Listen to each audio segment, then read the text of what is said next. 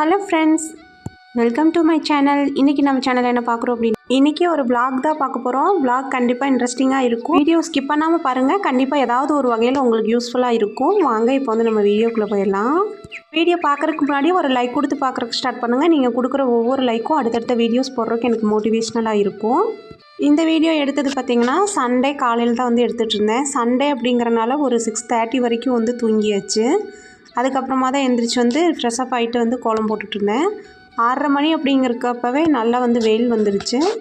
இன்றைக்கி நான் என்ன கோலம் போடுறேன் அப்படின்னு பார்த்திங்கன்னா சிக்கு கோலம் தான் வந்து போடுறேன். இந்த கோலத்தோட புள்ளி வந்து பார்த்திங்கன்னா 9 புள்ளி நேர் புள்ளி 1 முடிய. இந்த மாதிரி சிக்கு கோலம் எனக்கு போடுறது ரொம்ப ரொம்ப பிடிக்கும். ஆனால் வந்து சிக்கு கோலம் போட்டால் வாழ்க்கையில் பல சிக்கல்களை சந்திப்பீங்க அப்படிங்கிற மாதிரி ஒரு சிலர் வந்து சொல்லுவாங்க.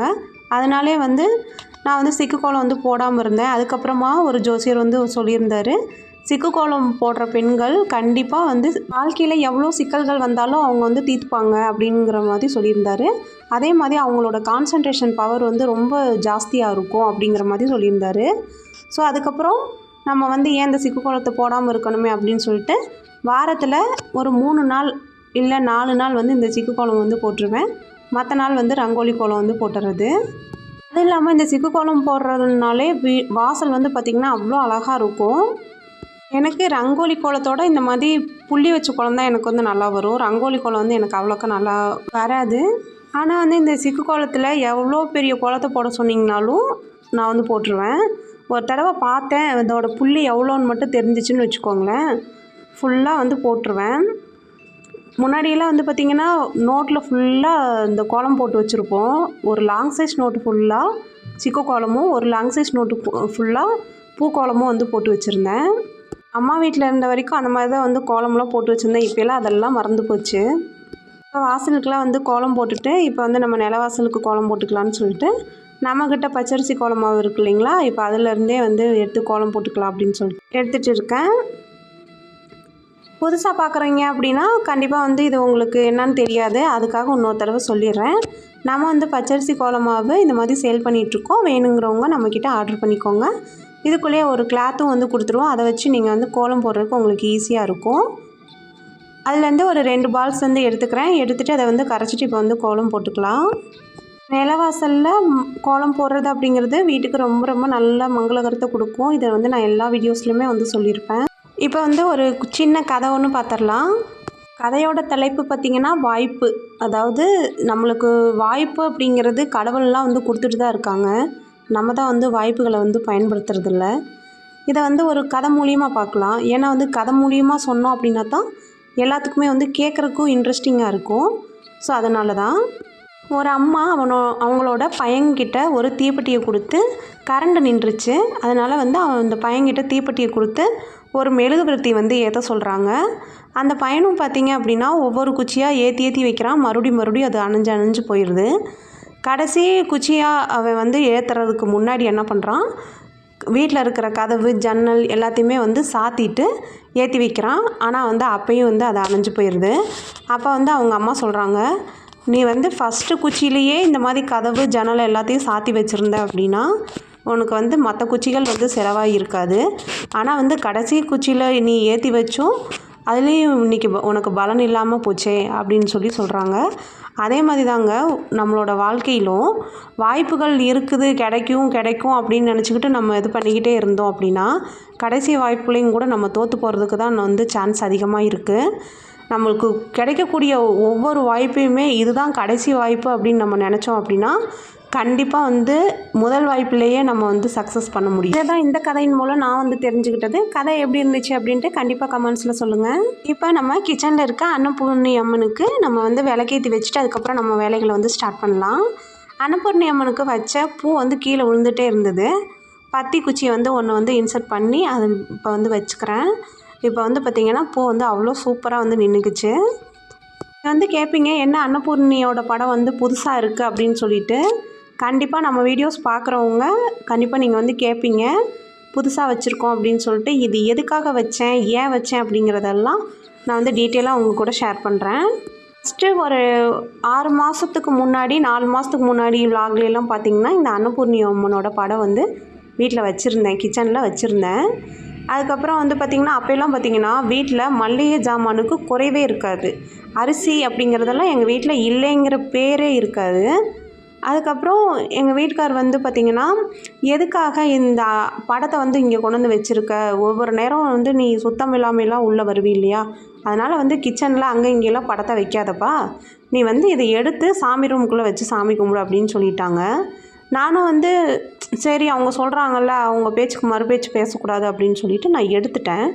உண்மையிலே சொல்கிறேன், இந்த எடுத்து இந்த 3 மாத அளவில் மல்லிகை ஜாமான் நான் வாங்கவே இல்லைங்க. வீட்டில் வந்து நான் மல்லிகை ஜாமான் வாங்கவே இல்லை. அதாவது வாங்கவே இல்லை அப்படின்னா அப்புறம் எப்படி சமாளிச்சிருப்பீங்கன்னு கேட்பீங்க. அதாவது மொத்தமாக வாங்கலை. வேணுங்கிறது அப்பப்போ கடையில் போய் வாங்கிக்கிறது. ஒரு பொட்டுக்கடலைன்னா 100 பொட்டுக்கடலை போய் வாங்குறது, துவரம் பருப்புனா 1/4 கிலோ போய் வாங்குறது. மற்றபடி பார்த்திங்கன்னா கிச்சனில் பொருள் அப்படிங்கிறது என்கிட்ட இருக்கிறதே இல்லை. இதெல்லாம் நான் வந்து யோசித்து பார்த்தேன். ஒருவேளை நம்ம வந்து அன்னபூர்ணி அம்மனை எடுத்தனால தான் நம்மளுக்கு வந்து இந்த மாதிரி ஆயிடுச்சோ என்னவோ.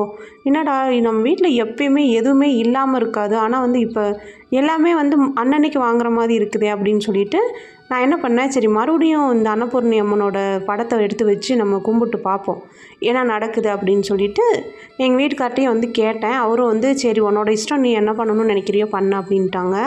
அதுக்கப்புறமா நான் வந்து இந்த படத்தை முன்னாடி எப்படி வச்சுருந்தனோ அதே மாதிரி நான் வந்து இப்போ வச்சுட்டேன். வச்சதுக்கப்புறம் பார்த்திங்கன்னா என்ன ஒரு மிராக்கிள்னு தான் சொல்லணும். இது வந்து அதாவது நான் வச்சுட்டு சாமி கும்பிட்டுட்டு விளக்கு ஏற்றிட்டு சாமிகிட்ட வந்து வேண்டிக்கிட்டேன். எனக்கு வந்து நான் ஃபஸ்ட்டு என் வீட்டில் எப்படி எல்லாமே நிறைஞ்சிருந்துச்சோ அது மாதிரி நிறைஞ்சிருக்கணும் அப்படின்னு சொல்லி சாமி கும்பிட்டு வேண்டிக்கிட்டேன். கரெக்டாக ஒரு 3 நாள் தான். 3 நாளில் எங்கள் ஹஸ்பண்ட் என்ன சொன்னாங்க, வரப்பையே ஒரு 10 கிலோ அரிசி வந்து வாங்கிட்டு வந்துட்டாங்க. அதுக்கப்புறம் வந்து என்கிட்ட 2000 ரூபாய் பணத்தை கொடுத்து நீ போய் வீட்டில் தேவையான மளிகை ஜாமான் போய் வாங்கிட்டு வாப்பா அப்படின்னு சொல்லி சொன்னாங்க. நான் போய் வாங்கிட்டு வந்து எல்லாத்துலேயுமே வந்து நிரப்பி வச்சிட்டேன். அதாவது ரொம்ப வாங்க முடியலனாலும் எல்லாத்துலேயும் 1/2 கிலோ வந்து நான் நிறச்சி வச்சிட்டேன்.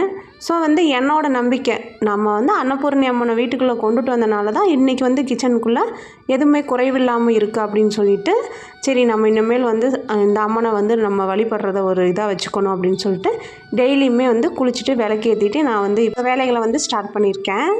என்னோடய ஃப்ரெண்டு ஒருத்தவங்க இட்லிக்கு அரிசி ஊற போடுற அளவை வந்து காமிக்க சொல்லியிருந்தாங்க. ஸோ அவங்களுக்காக ஷேர் பண்ணியிருக்கேன். நான் வந்து ரேஷன் அரிசியில் தான் எப்போவுமே மாவாட்டுவேன். ரேஷனில் புழுங்கரிசி வந்து 6 உலக்கு எடுத்திருக்கேன், பச்சரிசி 6 உலக்கு எடுத்திருக்கேன். அதில் வந்து உலக்கில் 1/2 உலக்கு உளுந்து எடுத்திருக்கேன், 1 கைப்பிடி அளவு வெந்தயம் எடுத்திருக்கேன். இப்போ அதுலேயே வந்து மாவு ஜவ்வரிசின்னு சொல்லுவாங்க, அதை வந்து ஒரு 1/2 உலக்கு எடுத்திருக்கேன். இதுதான் வந்து நான் வந்து போடுற ஒரு ரேஷியோ. இப்போ இதில் 1 கைப்பிடி அளவு இப்போ நம்ம வந்து கல்லுப்பை போட்டு தண்ணியில் நல்லா வாஷ் பண்ணிவிட்டு ஒரு 6 மணி நேரம் வந்து ஊற வச்சிடணும். ஊற வச்சதுக்கப்புறமா நம்ம வந்து மாவை ஆட்டிக்கிட்டோம் அப்படின்னா இட்லி, தோசை, பணியாரம், ஆப்பம் எல்லாமே வந்து ஒரே மாவில் நம்மளுக்கு சூப்பராக கிடச்சிரும். நீங்களும் இந்த அளவில் வந்து நீங்கள் போட்டு பாருங்கள். உண்மையிலே ரேஷன் அரிசி அப்படிங்கிறது கண்டிப்பாக 1% கூட தெரியாது. இப்போ அப்படியே வந்து கடகடன்னு வேலைகளை வந்து செஞ்சிட்ருந்தேன். இன்றைக்கி நம்ம வீட்டில் என்ன காலையில் பிரேக்ஃபாஸ்ட் அப்படின்னு பார்த்திங்கன்னா, இன்றைக்கி வெண்பொங்கல் தான் வந்து செஞ்சுருந்தேன். வெண்பொங்கலும் தேங்காய் சட்னியும் தான் வந்து இன்றைக்கி செஞ்சுருந்தேன். வெண்பொங்கல் வந்து குலைவாக வரணும் அப்படின்னா ஒரு 1/2 டம்ளர் அளவுக்கு பால் ஊற்றி நம்ம அரிசி பருப்பி வேக வைப்போம் இல்லைங்களா, அப்போயே வந்து ஒரு 1/2 டம்ளர் அளவுக்கு பால் ஊற்றி வேக வச்சிட்டோம் அப்படின்னா பொங்கல் வந்து நல்லா குலைவாக வரும். பொங்கல் வந்து ரெடியானோடனே அன்னபூர்ணி அம்மனுக்கும் எடுத்து படைச்சாச்சு. அதுக்கப்புறம் நாங்களும் வந்து பிரேக்ஃபாஸ்ட்லாம் வந்து சாப்பிட்டோம். இப்போ என்ன பண்ணிகிட்ருக்கேன்னு பார்த்தீங்கன்னா, என்கிட்ட ஒரு பொண்ணு வந்து கேட்டிருந்தாங்க, ரசப்பொடி செஞ்சு காமிக்க சொல்லி கேட்டிருந்தாங்க. ஸோ அவங்களுக்காக இந்த வீடியோவில் ரசப்பொடியும் செஞ்சு காமிச்சிருக்கேன். கடலைப்பருப்பு ஒரு 4 டேபிள் ஸ்பூன் அளவு எடுத்துக்கோங்க. மல்லி வந்து ஒரு 3 டேபிள் ஸ்பூன் அளவு எடுத்துக்கோங்க. சீரகம் 2 ஸ்பூன் அளவு, மிளகு 3 ஸ்பூன் அளவு, வெந்தயம் ஒரு 1/2 ஸ்பூன் அளவு, எல்லாத்தையுமே தனித்தனியாக வறுத்துக்கணும். உங்களோட காரத்துக்கு தேவையான அளவு மிளகா வந்து சேர்த்துக்கோங்க, கருவேப்பிலை சேர்த்துக்கோங்க. இப்போ இதில் வந்து கொஞ்சமாக பெருங்காயத்தூள், மஞ்சத்தூள் சேர்த்து நல்லா மிக்சியில் போட்டு அரைச்சி ஒரு பவுட்ரு மாதிரி வந்துடும். இப்போ இதை வந்து ஒரு கிளாஸ் கண்டெய்னரில் ஸ்டோர் பண்ணி வச்சுக்கிட்டிங்க அப்படின்னா ரசம் செய்கிறப்போ இதை வந்து யூஸ் பண்ணிக்கலாம். ரசம் ரொம்ப டேஸ்ட்டாக இருக்கும். நம்மளால் டெய்லி பருப்பு ரசம் வைக்க முடியாது இல்லைங்களா, அப்போ வந்து இது இந்த மாதிரி வச்சிங்கன்னா பருப்பு ரசம் சாப்பிட்ட அந்த ஃபீல் வந்து இருக்கும். இப்போ இந்த ரசப்பொடியை வச்சு நம்ம எப்படி ரசம் செய்கிறது அப்படிங்கிறத பார்க்கலாம். ஒரு நெல்லிக்காய் சைஸ் அளவு புளியை எடுத்து ஊற வச்சுக்கோங்க. ஊற வச்சுட்டு இப்போ இதை நல்லா கரைச்சி எடுத்துக்கோங்க. 2லேருந்து 3 தக்காளி பழம் எடுத்துக்கோங்க. நான் இன்றைக்கி 2 பழம் எடுத்திருக்கேன், ஒரு பச்சை மிளகாய் எடுத்திருக்கேன். அதையும் உள்ளேயே போட்டு நல்லா கரைச்சிட்டு அந்த சக்கையெல்லாம் எடுத்து தனியாக வச்சுக்கோங்க. இப்போ இதையும் வந்து நம்ம வேஸ்ட் ஆக்க போகிறதில்ல. இப்போ தேவையான அளவு உப்பு சேர்த்துக்கோங்க. இப்போ நம்ம அரைச்சி வச்சுருக்கோம் இல்லைங்களா, இதிலேருந்து உங்களுக்கு தேவையான அளவு பொடியும் வந்து சேர்த்துக்கோங்க. இப்போ வந்து இதெல்லாம் நல்லா வந்து மிக்ஸ் பண்ணிவிட்டு உங்களுக்கு தேவையான அளவு தண்ணியும் ஊற்றிட்டு இப்போ வந்து நம்ம இதை வந்து தாளிச்சிக்கலாம். அடுப்பில் கடாய் வச்சு நல்லெண்ணெய் ஊற்றிக்கோங்க. நல்லெண்ணெய் ஊற்றிட்டு கொஞ்சமாக கடுகு, வெந்தயம், உளுந்தம்பருப்பு இதெல்லாம் போட்டு நல்லா பொரிஞ்சதுக்கப்புறம் கருவேப்பிலை சேர்த்துக்கோங்க. 2 வரமிளகா கிள்ளி சேர்த்துக்கோங்க. இப்போ வந்து பூண்டை வந்து ஒரு 4 பல் பூண்டை வந்து தட்டி இதில் வந்து சேர்த்துக்கோங்க. நம்ம வந்து இப்போது 2 தக்காளியை வந்து நம்ம அந்த சக்கையில் எடுத்து வச்சுருந்தோம் இல்லைங்களா, அந்த சக்கையை வந்து நம்ம இதில் சேர்த்துக்கலாம். அந்த தக்காளியை சேர்த்து நல்லா வந்து அந்த தக்காளியும் அந்த பச்சை மிளகாய் வதங்கினதுக்கப்புறமா நம்ம வந்து கரைச்சி வச்சுருக்க கரைசலை சேர்த்துக்கலாம். ஃபைனலாக ஒரு தக்காளி பழத்தை நல்லா பழுத்த பழத்தை இந்த மாதிரி பிழிஞ்சு விட்ருங்க. ரசம் வந்து நல்லா வந்து சூப்பராக வந்து அந்த நுரக்கட்டி வரும். அந்த நுரக்கட்டி வர்ற ஸ்டேஜில் நம்ம வந்து அப்படியே ஒரு கிளறி விட்டுட்டு நம்ம வந்து கொத்தமல்லி தலையை தூவி இறக்கணும் அப்படின்னா ரசம் வந்து அருமையாக ரெடி ஆயிரும். இந்த மாதிரி வந்து ரசப்பொடியை செஞ்சு டெய்லியுமே வந்து நம்ம பருப்பு ரசம் சாப்பிட்லாம். நீங்கள் வந்து ட்ரை பண்ணி பாருங்கள் எப்படி இருக்கும் அப்படின்னு சொல்லிட்டு. இந்த வீடியோவை இதோட முடிச்சுக்கலாம். அடுத்த ஒரு நல்ல வீடியோவில் மீட் பண்ணலாம். அது வரைக்கும் தேங்க்ஸ் ஃபார் வாட்சிங்.